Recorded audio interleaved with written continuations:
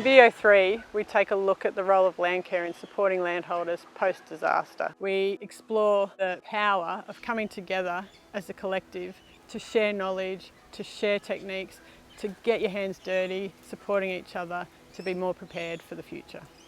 So my name's Ivy, I work with Richmond Landcare, and the reason I work with Richmond Landcare is because of how they responded to the run of disasters that we had in our area. I live in Tunnable Creek, and in 2019 we had bushfires that started in World Heritage Rainforest not so far from here and threatened our home. And then in 2022 we had the worst flood in local living memory that created landslides all across our region, and including above our home, which is right here. The way that Landcare responded was fast and caring and effective, and it just made me go, I want to work with these guys. So within a week or two after the flood event that caused all these landslips, Richmond Landcare got in touch with us just to find out how we were going and whether we'd suffered landslides, and when they found out we had, they organised for geoengineers to come out to do a basic assessment, and so that was fantastic. It just that sense that you've got somebody that has your back kind of thing I think it helped us towards our healing process. Can you tell me what that journey's been like in the change in your landscape here, and what the impact of this massive landslide event was? The gully that you cross just before you get to the house here, we had our access to the house cut twice, fallen away down the hill. Every time Lizzle had a small flood, as part of that, the gully would fall away. Right. So having to get an excavator up for a second time to recreate our access, I thought, no, I'm doing something wrong here. So once again went through the Landcare network of what other people had done and all that sort of thing, and realised that vegetation was going to work. It was probably the most economical time benefit thing that would work for us. So we planted the species that used to live up here in all these gullies was rainforest, so that site specific. Went for that, and planted very densely around the side of the road and all that area that was tended to fall away. Luckily it's had 20 years to get in there and really mesh its roots all together. But in a rain event like Lismore experienced up here, where we had 15 landslides on this property, that gully should have fallen away. If any gully was going to, that one would have. And it didn't move an inch. Great. It was a wonderful result. So 15 landslides in the 22 flood event on this property. That's an extreme experience. Can you tell us about where those landslides did occur and what your concerns are? Some of them were big flooded gums that were up the hill here, just started sliding down the hill and crashing down. But the worst one was going for a walk the next morning, and from up on the ridge there looking down here and seeing this big brown scar, and right behind us there was the biggest of the 15.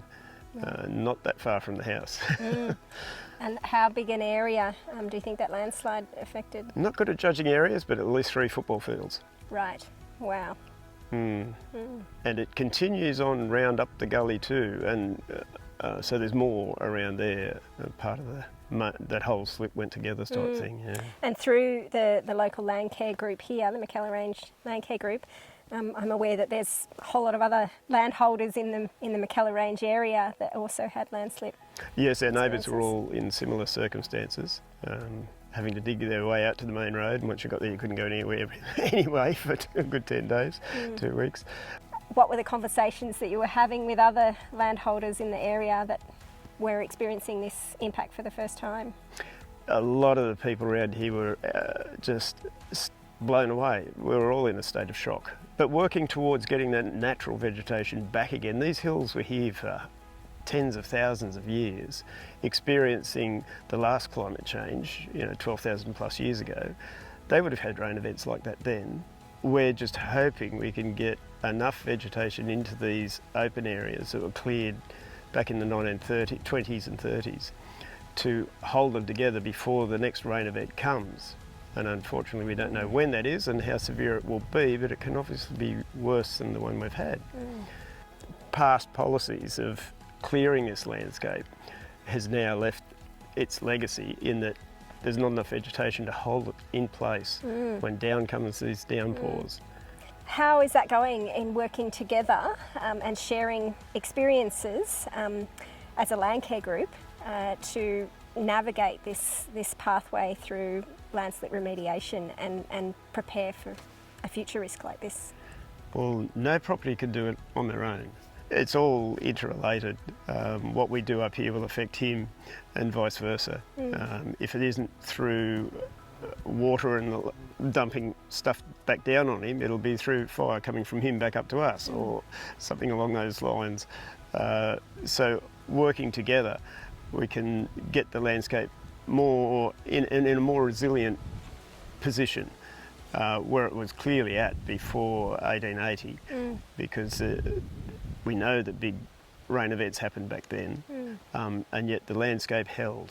It was resilient enough.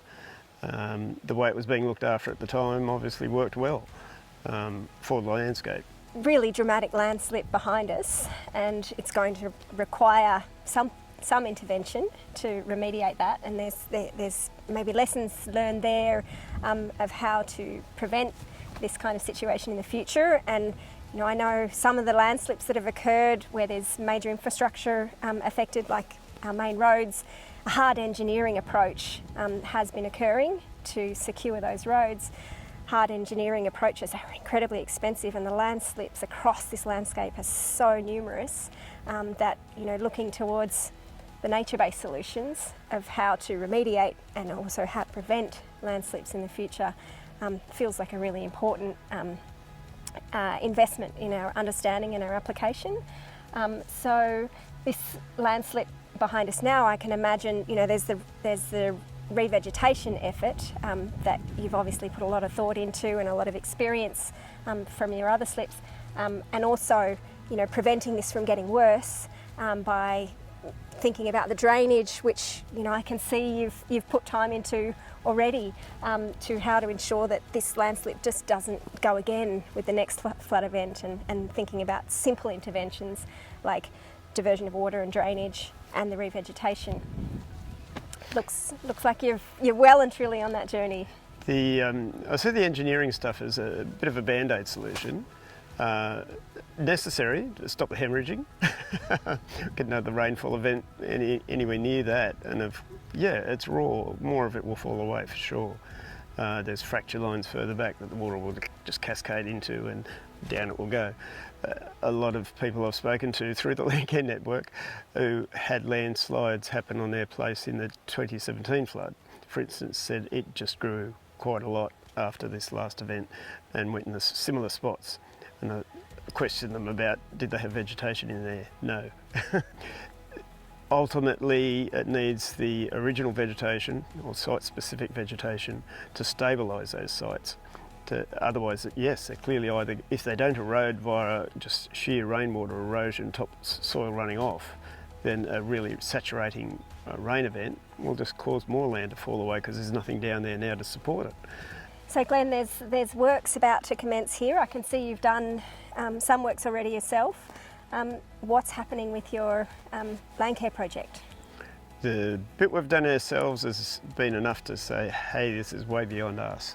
And that's where the networking with Landcare has been great. They've helped us with getting technical advice, expertise. Various engineers have come out and had a look, sort of suggested what we should and shouldn't do in that band-aid approach, which is badly needed to stop the hemorrhage.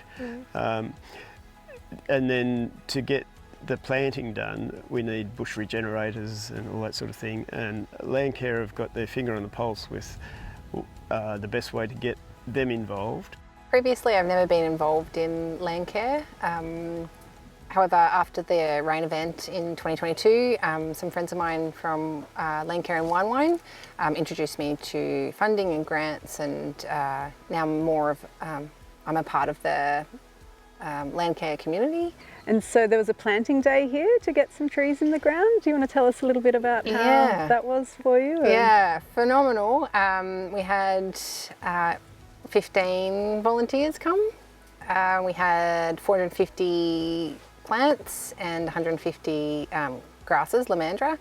And these people, largely from the community and from the One Wine Landcare group, they volunteered their time and they came here one morning and planted and fertilised and mulched the trees. How did you get them watered? And then my mum was a huge part of the Dunoon Fire Brigade, Rural Fire Brigade, and so they came with their fire truck and watered the trees. Yeah, it was really exciting, really exciting. Community event. A fantastic community event. And not only for those who couldn't turn up, there was other people who came up to me on the street and spoke about the landslip. They didn't realise that we'd had one, or it opened their eyes a little bit, and it just created conversation. Yeah, it was really thrilling. We've had 3 extraordinary events in this part of the world over the last 6 or 7 years. And of course, some of those events have extended all the way down the east coast of Australia. So how do we manage our land into the future to deal with these sorts of events without having the impact on our natural ecosystems that we have seen, the devastation of the fire and the 2 floods up in this part of the world? How do we deal with that? Landcare deals with it by trying to heal the land, trying to return it to a more natural state. And I think we need to refer to the Indigenous land management. So of course they've had 60,000 years of managing this country, so of course we need to refer to how they managed it and be guided by how they managed it. So what we need to do in our healing is to return the soil and the ecosystems towards its natural state as far as we can.